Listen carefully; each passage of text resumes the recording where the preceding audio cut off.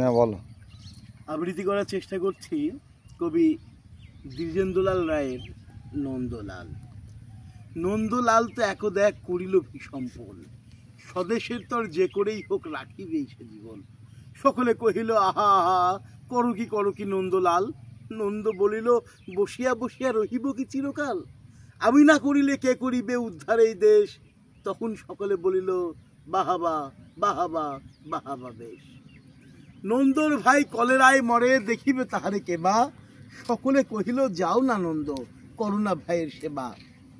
নন্দ বলিল ভাইয়ের জন্য জীবনটা যদি দিই, না হয় দিলাম, কিন্তু অভাগা দেশের হইবে কি। বাঁচাটা আমার অতি দরকার, ভেবে দেখো চারিদিক। তখন সকলে বলিল তা বটে তা বটে তা বটে ঠিক।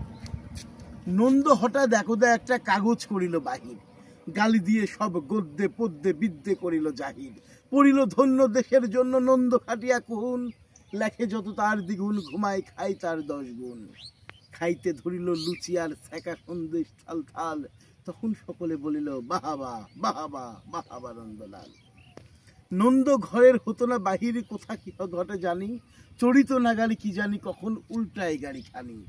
নৌকা ভীষণ ডুবিছে ভীষণ, রেলে কলিশন হয়। হাঁটিলে সর্প কুকুর আর গাড়ি চাপা পড়া ভয়। তাই শুয়ে শুয়ে কষ্টে বাঁচিয়া রহিল নন্দলাল। সকলে কহিল ভেলারে নন্দ, বেঁচে থাক চিরকাল। ধন্যবাদ।